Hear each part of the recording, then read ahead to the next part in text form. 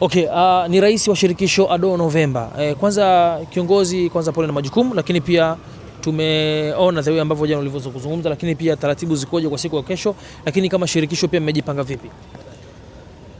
Kama shirikisho la muziki Tanzania kupitia chama cha muziki wa Injili Tanzania, kiukweli tunamshukuru Mungu kwa ajili ya michango ambao wanamuziki wametoa.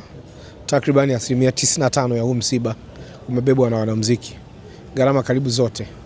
Yaani asilimia kubwa, naweza kusema 95, kwa sababu kiwango ambacho kimepatikana kitatuwezesha kuweza kumsitiri mwenzetu. Na niseme tu kwamba kesho saa 4 tutakuwa tuko hospitali ya Mwananyamala kwa ajili ya kuandaa mwili kumalizia pale. Alafu saa 5:30 tutatoka pale kuelekea Tabata kwenye kanisa la Mchungaji Shusho kwa ajili ya kufanya ibada ya kumuaga.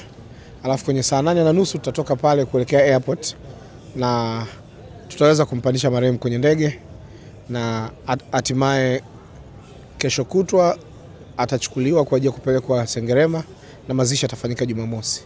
Okay. Yeah. Mazishi yatafanyika Jumamosi. Sasa kule Sengerema sasa ratiba imekaa vipi? Kule tunawachia wa familia ambao wako kule, baadhi ya ndugu. Of course mjomba umemwona huyu hapa amefika, yupo, lakini nadhani itakuwa ni Jumamosi kuanzia mida ya jioni au mchana.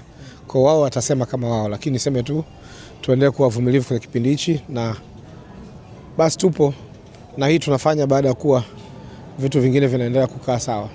Okay. Kwenye mitandao yameonekana maneno mengi sana baada ya kuzungumza ulichokizungumza jana, lakini pia watu wanajiuliza kwamba anaongea hivi yeye ni kwamba ni mtu wa karibu sana wa marehemu au vipi? Labda una nini cha kuambia watu wanaokomenti hivi? Mimi ni rais wa shirikisho la muziki Tanzania. Mimi ni mwenyekiti wa chama cha muziki wa Injili Tanzania.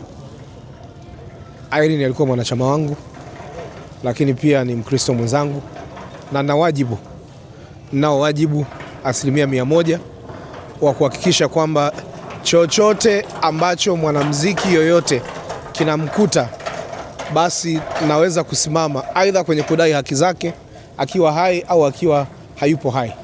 Irene alikuwa ni mwanachama wangu wa chama cha muziki wa Injili, alilipa ada, alinitafuta akalipa ada, na kwa jinsi ambavyo niliona video, picha na mwenyewe alivyokuwa, kiukweli ilikuwa ni lazima kuripoti. Sisi na wenzangu wote tulikubaliana kwamba jambo hili tukaliripoti polisi, alafu polisi wafanye uchunguzi, kwa sababu tumeona picha namna ambavyo zilivyokuwa, lakini marehemu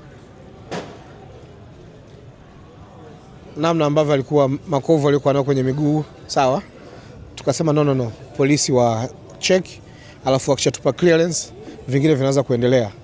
Kwa hiyo tuko tayari sisi kumzika, lakini ilikuwa ni wajibu wa kuhakikisha kwamba Irene anakwenda kulala salama, kwa sababu asije ikawa kwamba mimi kama kiongozi sikutimiza wajibu wangu kwa huko Mwanza Sengerema. Sasa vipi kwa upande sasa wa watu ambao wameguswa, wanahitaji kuchangia, mmeweka utaratibu gani kwa ndugu jamaa na marafiki, kwa sababu alikuwa ni msanii? Michango yote inapokelewa, na nadhani mwisho uwe kesho kwenye namba 0718 500 0718 500, ndio michango inakopokelewa kule, na mwisho iwe siku ya kesho ili wanavyoondoka waondoke na kila kitu. Okay. Msiba unapelekwa Tabata kesho kanisani kwa ajili ya ibada. Ni Tabata sehemu gani? Ni kanisa ambalo marehemu ameshawahi kusali miaka 2 iliyopita kwa Mchungaji Shusho pale. Kwa hiyo kwenye linki hapo utaona kabisa tumeandika kwamba tutakwenda pale kanisani Tabata. Nimeambiwa kabla hujafika Segerea pale tunaingia kulia. Ukisema tu kwa Mchungaji Shusho kila mtu anakufahamu pale.